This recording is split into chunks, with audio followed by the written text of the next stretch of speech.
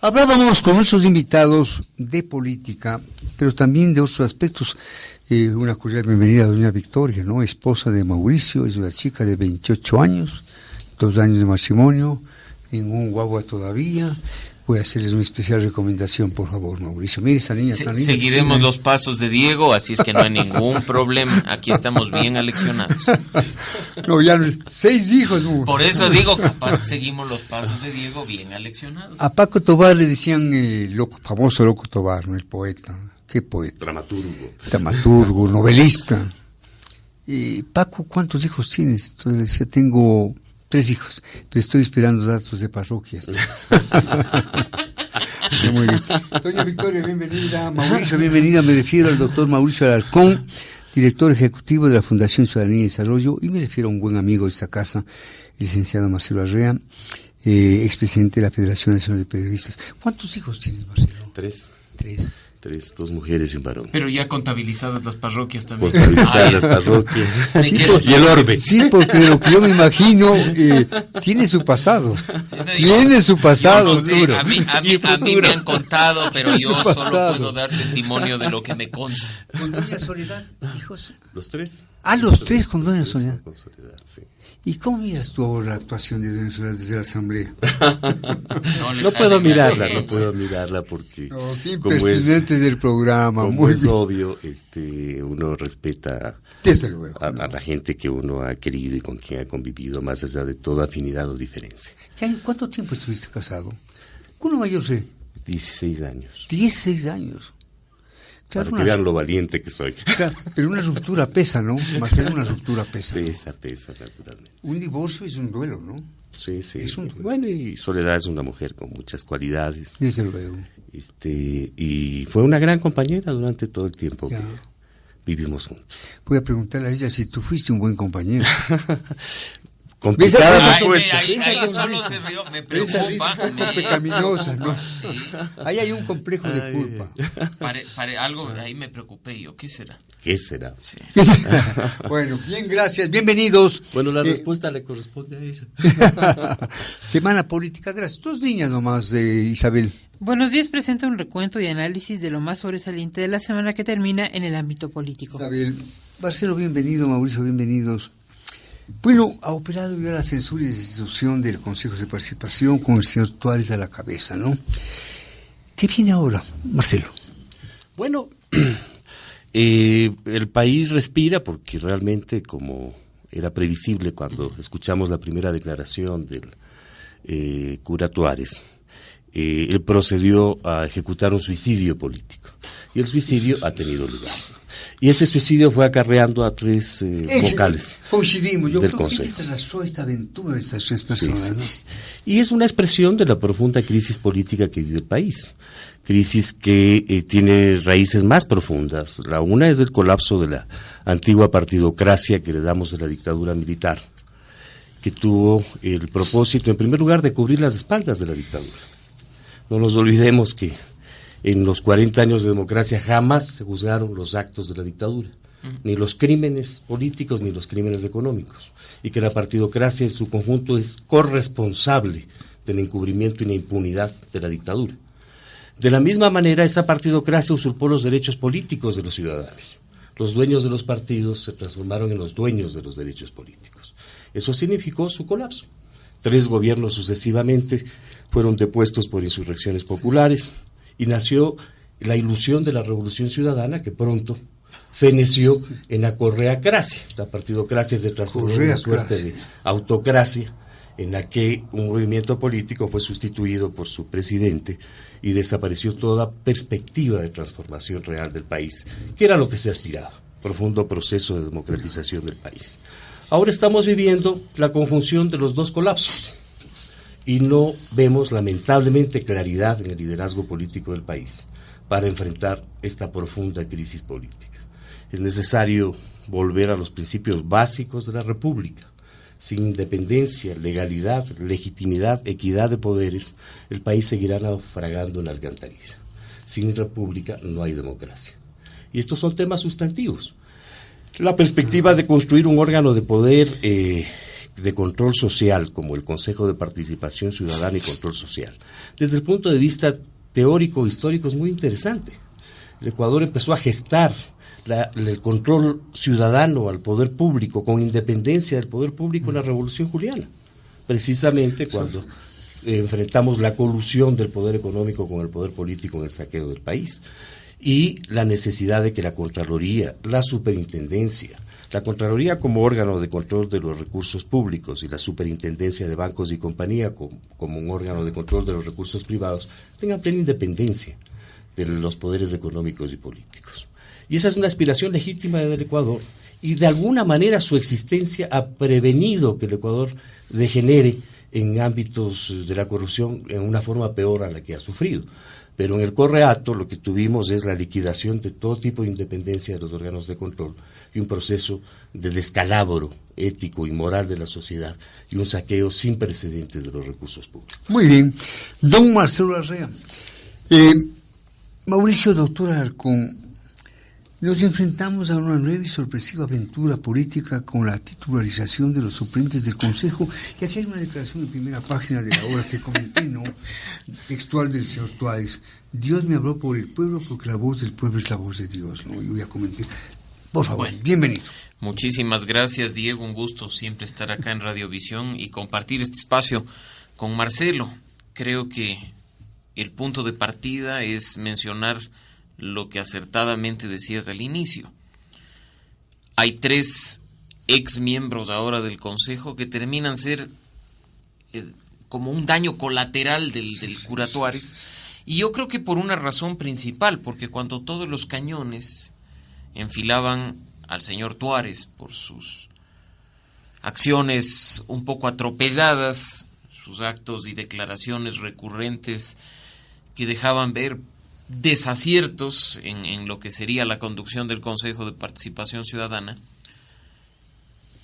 llama la atención en el sentido de que el primer suplente, quien ahora ya se va a titularizar, el señor Juan Javier Dávalos, está identificado por los grupos políticos como un feroz correísta, lo han dicho. Entonces, la evaluación que muy probablemente, voy a especular para no afirmar, hicieron en la Asamblea Nacional fue: quitamos a Tuárez, que es un correísta tibio, para permitir la entrada de un furioso o feroz correísta. No, veamos la forma de deshacernos de los 4. En lo personal, por mucho que se celebre, y entiendo que es un juicio político, hay cuestionamientos sobre las razones, las causales y las motivaciones que han derivado en la censura y destitución de los 4 miembros, que además dejan al Consejo descabezado, porque entre esos 4 están su presidente y su vicepresidenta. Entran ahora 4 miembros que estaban en la suplencia, en reemplazo de los 2 hombres. Entra Juan Javier Dávalos, efectivamente, y entra David Rosero. Lo he visto en medios de comunicación, personalmente no. David Rosero, ex miembro del Consejo de Participación Ciudadana, en reemplazo de Victoria de Sintonio, entra Ivette Estupiñán, y finalmente en reemplazo de Rosa Chalá, que recordarán ustedes fue electa por las minorías, pueblos y nacionalidades indígenas, entra el señor Jaime Bravo. Con una votación más sensible, ¿no? Francisco Bravo. Y ahora se configura además una mayoría de hombres, 4 hombres, 3 mujeres. Así es que veamos, tienen que elegir además nuevas autoridades, veremos si se configura una nueva mayoría, considerando que varios de los nombres que conformarían el nuevo Consejo de Participación Ciudadana formaron parte, por ejemplo, de esta polla que también presentó Jaime Nebot, ¿no? De estos nombres que dijo sería bueno elegir A. Así es que veremos cómo termina la cosa. Lo único cierto en este punto es que hay deudas pendientes de elección de autoridades. El país sigue sin defensor público, Diego. Recordarán ustedes que el Consejo Transitorio declaró desierto el concurso, además después de un proceso bastante atropellado y cuestionado. Hay cuestionamientos serios por esto de la prórroga del Contralor Subrogante. Podría darse un proceso de designación de nuevo Contralor General del Estado. Hay otras autoridades que también quedaron en el camino en cuanto a sus designaciones. los miembros de esta denominada Conferencia de Soberanía Alimentaria, y la gran deuda del Consejo durante estos últimos 10 años, que ha sido la de promover transparencia y participación ciudadana y luchar contra la corrupción. Creo que además es una gran oportunidad para que, ahora que se han calmado las aguas políticas, veamos cuál fue el trabajo también del Consejo Transitorio en temas de lucha contra la corrupción. No vaya a ser que, igual que ocurrió en los consejos anteriores, se archivaron denuncias o se desaparecieron casos. Entonces creo que esa es la gran deuda pendiente. Y teniendo como escenario adicional, Diego, y creo que el país lo sabe perfectamente bien, ya un dictamen de Corte Constitucional que dice que se puede eliminar el Consejo de Participación o restarle atribuciones sin pasar por una constituyente, lo que ha habilitado que un movimiento político local, el Movimiento Ahora, de Fabricio Villamar, inicie un proceso de recolección de firmas para llevar adelante una pregunta al pueblo respecto a la eliminación del Consejo de Participación y el traslado de sus atribuciones al Poder Legislativo. Así es que ese es el panorama actual, los retos que se enfrentan además las instituciones en los próximos meses. Yo diría que es corto o mediano plazo, Marcelo, y veremos los resultados y lo que definitivamente pase. El doctor Mauricio Alarcón, en Buenos Días, temas políticos para los caballeros. Más allá de este tema concreto, Marcelo y Mauricio, ¿cómo ven el momento político que atraviesa el país? ¿Cómo ven el momento político que atraviesa el país? Marcelo. Bueno, la pregunta es sí. El país está enfrentando una crisis política muy profunda. Uno de esos elementos es el descalabro de la dirección política del país, expresado en las elecciones pasadas, con resultados electorales que revelan que no hay grupos que puedan generar una perspectiva hegemónica en el país. Hay una gran dispersión electoral, un sinnúmero de organizaciones políticas en las parroquias, en los cantones, en las provincias, y sobre todo una falta de perspectiva en relación a los desafíos que tiene el país. Todo proceso de transición, por su propia naturaleza, contiene estos elementos, pero no puede ser juzgado desde el punto de vista de la inmediatez, sino más desde una perspectiva histórica. El Ecuador necesita construir sus cimientos republicanos, sus cimientos democráticos. Es la única forma de salir de la profunda crisis en la que se debate el país. Esto implica una profunda reforma del sistema político. Y en ese sentido, siempre hicimos una crítica a la gestión del Consejo de Participación Transitorio, cuando restableció el ingreso de los partidos políticos en el Consejo Nacional Electoral. El Consejo Nacional Electoral es juez y no puede ser parte. En consecuencia, debe tener una completa independencia de las organizaciones políticas. Esa fue una herencia maligna del periodo de la partidocracia. Esa es una de las reformas que el país requiere. Requerimos una reforma en la justicia que garantice la independencia de la justicia. Eso implica redefinir la naturaleza del Consejo de la Judicatura. No puede ser órgano de gobierno de la justicia. Eso es una barbaridad. Y eso implica... Un órgano que controla la Fiscalía General, por ejemplo. Claro, y que además controla la Fiscalía General del Estado, eliminando, de hecho, la independencia que la Fiscalía debe tener. Y en consecuencia se requiere una reforma constitucional que toque estos puntos. El Consejo de la Judicatura, por su propia naturaleza, es un órgano administrativo del Poder Judicial. No puede ser el órgano rector ni el órgano de gobierno del Poder Judicial. Eso es un absurdo que lamentablemente se introdujo en la Constitución de Montecristi y que tiene que ser superado, además después ya de más de una década de amarga experiencia respecto a la naturaleza de sus funciones. La Corte Nacional de Justicia es una corte que fue elegida a dedo. Y el problema, en mi apreciación, no es la evaluación de los éxitos o errores que hayan cometido los magistrados, sino la evaluación del proceso de selección, que es inconstitucional. Y aquellos magistrados que fueron ilegalmente designados, violentando las normas elementales establecidas en la Constitución de la República y en la tradición jurídica del país, deben ser separados de sus funciones. Necesitamos una independencia del Poder Judicial. Necesitamos restituir la independencia y la autonomía de los órganos de control. La Contraloría no puede estar dependiendo de que el ministro de Finanzas le pase o no le pase el presupuesto a la Contraloría, ni las superintendencias. De manera que Es fundamental volver los pies sobre nuestros propios zapatos y sobre nuestra propia historia para iniciar un proceso real de reconstrucción de la República y la democracia. Estos principios son básicos para todos los actores, independientemente de que estén más a la derecha, más a la izquierda, más arriba, más abajo, más al centro o donde estén. Esos deben ser los elementos de un acuerdo necesarísimo del conjunto del país para enfrentar la conjunción del desastre de la partidocracia y del desastre de la correacracia. Bueno, Marcelo Larrea. Mauricio, vamos a otro tema. Hay orden de prisión preventiva contra Correa, Glass y varios exaltos funcionarios de su gobierno por el caso Borno 2012-2016. Comienza a dar pasos en firme en nuestra fiscalía, Mauricio. Bueno, en este caso específico, Diego, ha sido grato ver que se avanza. Yo no diría que lo suficiente, porque no podemos, en un tema tan sensible como el del financiamiento de la política, limitarnos a investigar sobornos o malos manejos o financiamientos ilegales en un periodo tan cerrado y solo de una organización política. Hemos sido nosotros enfáticos desde hace algún tiempo en decir que es necesario que se abra por parte de la autoridad electoral todas las cuentas de campaña de los últimos procesos electorales de todas y cada una de las organizaciones políticas. Porque la corrupción, Diego, es un asunto, aunque no parezca de mucho sentido común. Es cierto que se habla de casos millonarios y enfocado mucho en los temas de gran corrupción.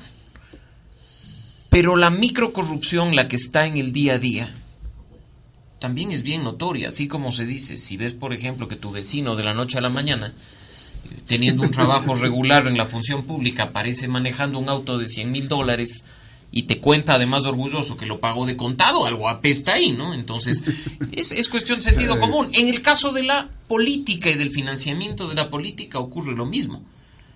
Marcelo ha sido candidato. Yo hace más de 10 años fui candidato. Y sé lo que es hacer política sin recursos económicos. Caminando.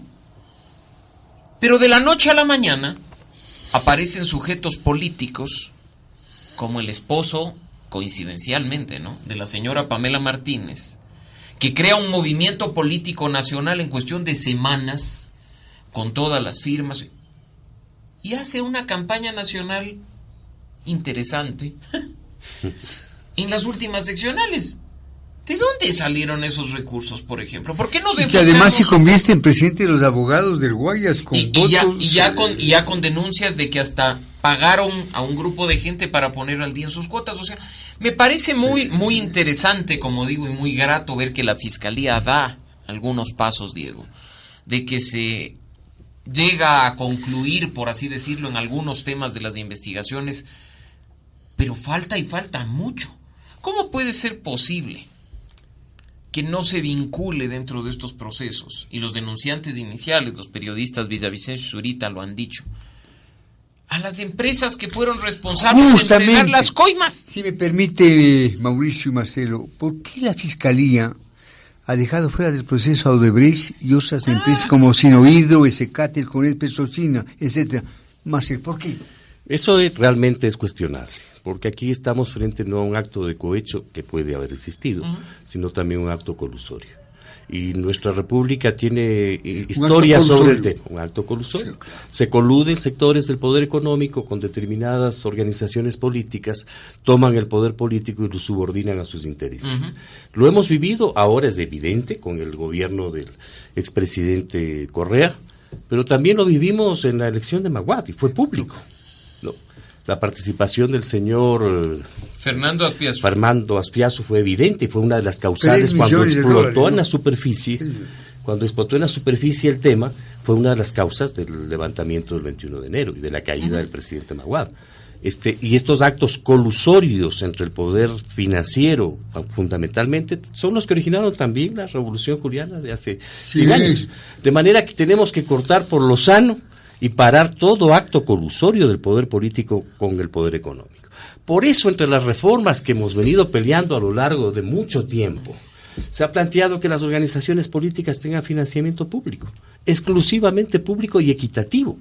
de manera que no ocurra lo que ha ocurrido, porque siendo oneroso para el presupuesto fiscal financiar las campañas electorales de las distintas organizaciones políticas del país, se ha pensado que esa podría ser la forma más sana para impedir que el poder económico meta las manos en el proceso político, usurpe el poder público a la sociedad y lo subordina a sus intereses. Tuvimos el salvataje bancario del año 99, que tuvo consecuencias catastróficas para la economía del país, destrozó el aparato productivo, implicó la migración de millones de ecuatorianos.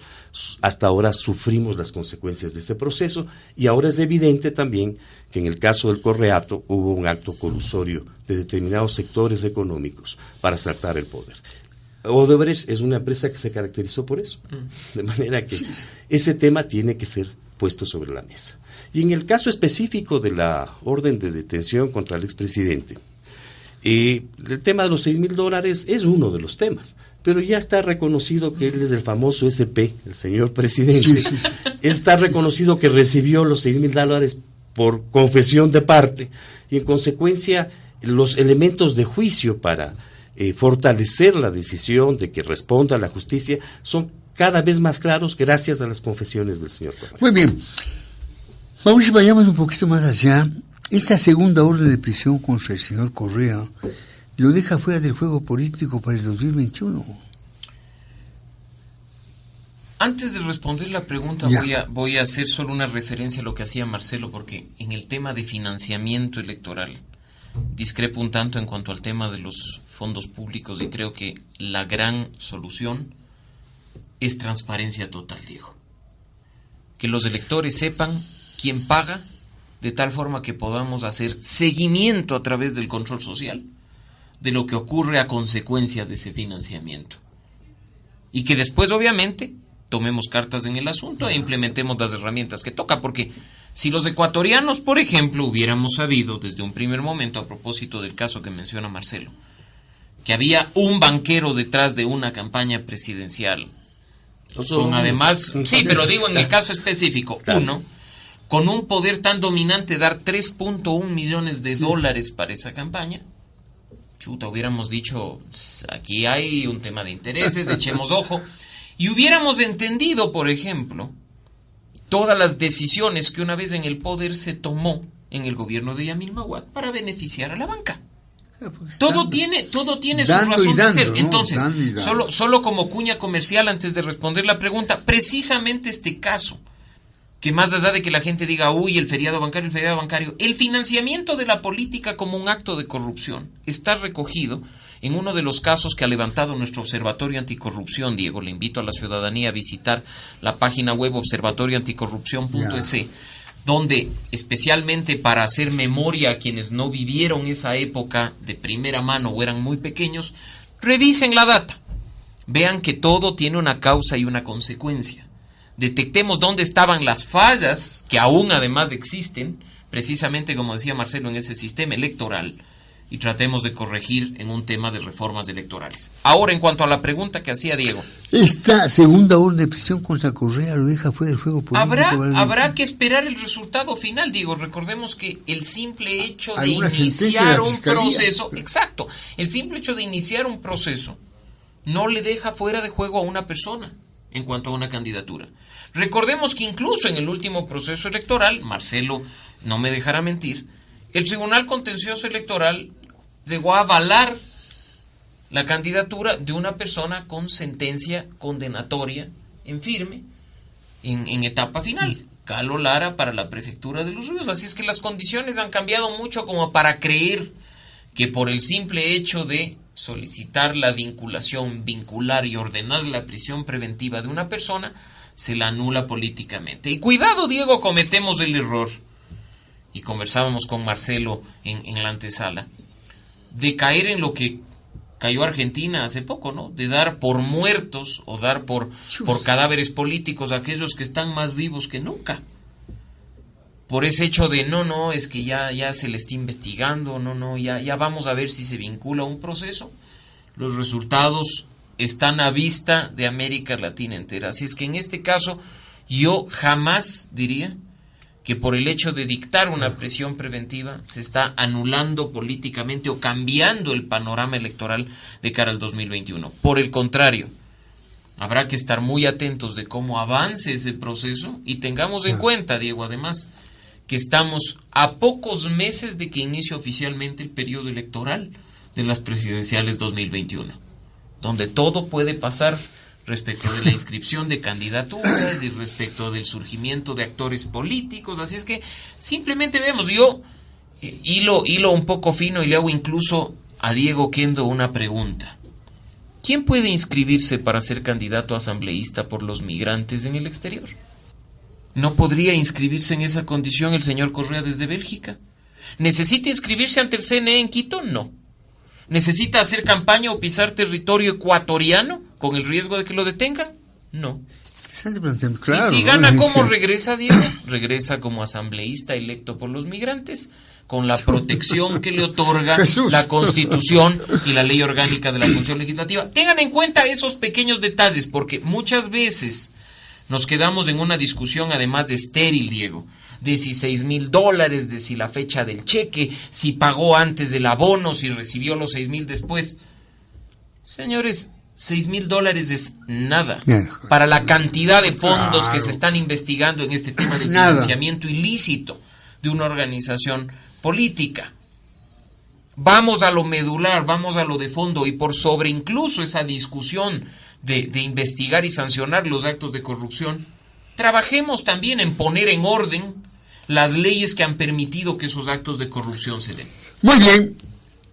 El día de hoy estuvo en este programa don Guillermo Lasso, titular de Creo, y él pues declaró públicamente que va a ser candidato presidencial en el 2021. ¿Qué piensa? Bueno, tiene todo. Una buena entrevista, es muy inteligente, tiene las ideas claras, ¿no? Él, como todo ciudadano ecuatoriano, tiene todo el derecho de aspirar a la presidencia de la República, evidentemente. Habrá que ver cómo se establece el contexto electoral para medir sus posibilidades sobre la materia.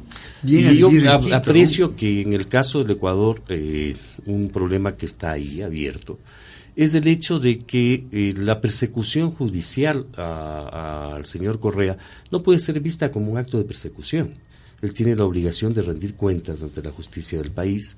La justicia tiene la obligación de evidentemente seguir todos los casos que se presenten, los actos de corrupción y los delitos que se han cometido en su gestión al frente de la presidencia de la República tienen que ser juzgados en un debido proceso con todas las garantías de rigor. No se lo puede transformar en una víctima, eso es un absurdo, es replicar los mismos métodos que utilizó Correa contra sus detractores políticos y es no haber aprendido nada de lo que fue la década tan dolorosa para muchos en el país o para la gran mayoría del país. El problema es fundamentalmente político y aquí hay corresponsabilidades graves de todos los sectores de la oposición y del gobierno del presidente Moreno.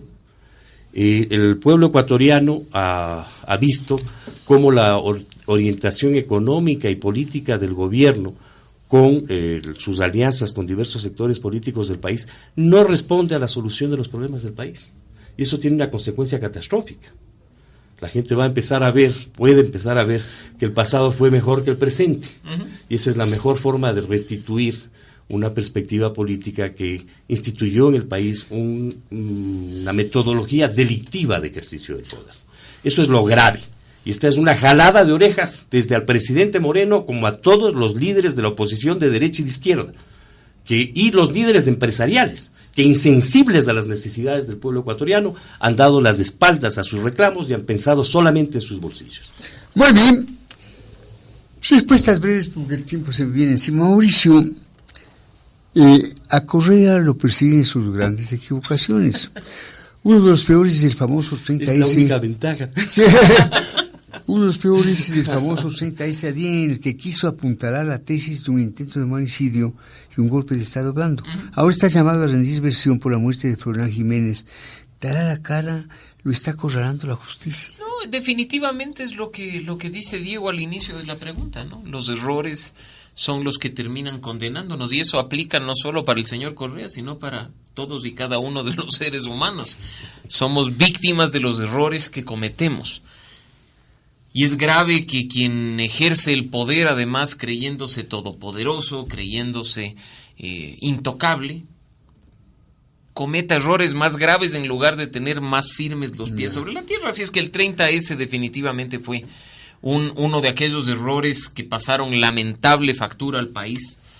Recordemos que no es solo Froilán Jiménez una de las bajas, sino que fueron varios ciudadanos, incluso los que fallecieron en esto. 5 fallecidos y 200 heridos. Que a criterio personal, Diego, no fue sino una demostración de egolatría. Muchos dirán que sí, que el secuestro, que no, que había riesgo. Fue una evidente demostración de egolatría y de demostrar además quién era el que mandaba en este país. En otras ocasiones no hubo que lamentar fallecidos, en esta ocasión sí lo fue. Así es que no creo que lo esté acorralando la justicia, lo están acorralando sus errores. Y hay muchos más que deberían estar siendo investigados por la justicia. Hay muchos más que deberían estar siendo investigados por los ciudadanos, Diego. Y no solo respecto de Rafael Correa, sino de los funcionarios que estuvieron en primera línea haciendo actos de poder que violaron derechos y libertades fundamentales de los ciudadanos. Tenemos, Marcelo, comente el llamado a rendir versión sobre el 30S a Gustavo Yal, Rosana Alvarado, Galo Mora, Irina Cabezas y Augusto Barrera, entre otros 6 altos funcionarios del correísmo que hasta ahora mantenían un perfil muy bajo. Bueno, es muy importante que se esclarezcan los sucesos del 30 de septiembre, tanto las causas que generaron esta insubordinación policial, todos los elementos colaterales del caso, como la respuesta que dio el presidente Correa a este suceso, como el haberse presentado y en una forma que carece completamente de sentido en la lógica y las responsabilidades de un presidente de la República a un cuartel donde habían policías insurrectos. Él se expuso deliberadamente a las circunstancias de vejación a las que fue sometido y además las provocó, porque los policías lo recibieron respetuosamente, pero apareció una ventana pidiendo que le maten, evidentemente generando un desconcierto sin precedentes, y que muestra que él mismo no respetaba su propia condición humana y su calidad de presidente de la República y de representante de todos los ecuatorianos.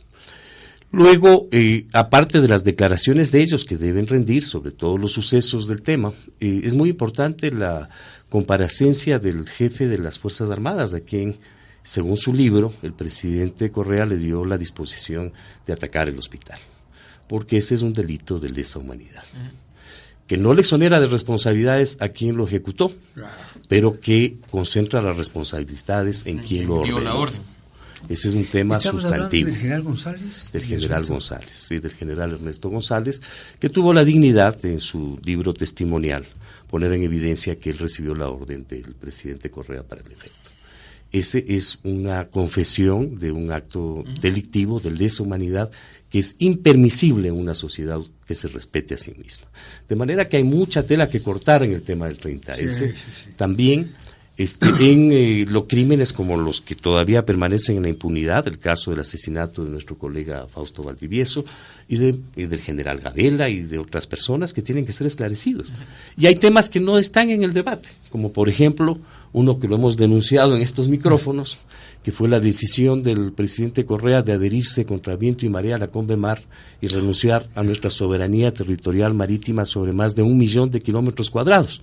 Ya estamos pagando la factura de eso, cuando se ha detectado, entre otras, a la flota china pescando en nuestras aguas territoriales, con 300 buques que tienen una capacidad de pesca de más de 6 millones de toneladas, y pueden hacer 1, 2, 3 y hasta 4 incursiones al año. Cada 1 millón de toneladas de peces cuesta aproximadamente, precio al pescador artesanal, $3.3 billones. Estamos hablando de un saqueo de miles y miles de millones de dólares contra la economía ecuatoriana, aparte de la depredación de la pesca y la destrucción de los equilibrios de nuestros mares y de las Islas Galápagos. Eso también es un crimen que tiene que ser juzgado en el país, y de estos, lamentablemente, no nos curamos de espanto. Cada día hay más espantos. El licenciado Marcelo Herrén, buenos días. Pregunta final, Mauricio. ¿Quedará finalmente al descubierto lo que realmente sucedió el 30S? ¿Veremos respondiendo a la justicia a los responsables? Espero que sí, Diego. Espero que ya no todo pase por libros autobiográficos o por rumores o por historias de quienes estuvieron en primera línea, sino que haya una verdad oficial, y no quiero con ello decir que esa sea la verdad, pero que sea el producto de investigaciones serias de las autoridades judiciales, que además den en consecuencia la sanción a los responsables. Marcelo hacía mención a un tema que incluso, como ustedes recordarán, intentó ser investigado por Clever Jiménez cuando fue asambleísta y terminó con Clever Jiménez siendo víctima de una persecución feroz por parte directa de Rafael Correa. Su caso está ante el Sistema Interamericano de Derechos Humanos, por cierto. Así es que esperemos que haya una investigación seria por parte de las autoridades del sector justicia y que haya sanción a los responsables. No solo por el hecho de un posible cometimiento de un crimen de lesa humanidad, que es la incursión en un hospital, en un territorio, por así decirlo, que está expresamente protegido por instrumentos internacionales, sino también, como digo, porque tuvimos que lamentar fallecidos, 5 personas, no todas además, por así decirlo, miembros de la fuerza pública, sino incluso civiles. Sí. Un civil forma parte de los fallecidos, que creo que deben terminar con condena de los responsables. Que se haga justicia, que paguen los responsables. Y como bien decía Marcelo, no solo por el 30S, que es uno de tantos episodios lamentables que se vivieron entre la década de 2007 y 2017. Parte de esa reinstitucionalización, Diego, parte de ese recuperar las instituciones que mencionaba Marcelo al inicio de la entrevista, recuperar la independencia de la justicia, la credibilidad del legislativo, la solvencia del ejecutivo, pasa por revisar lo sucedido, pasa por corregir esos errores y por sancionar a los responsables.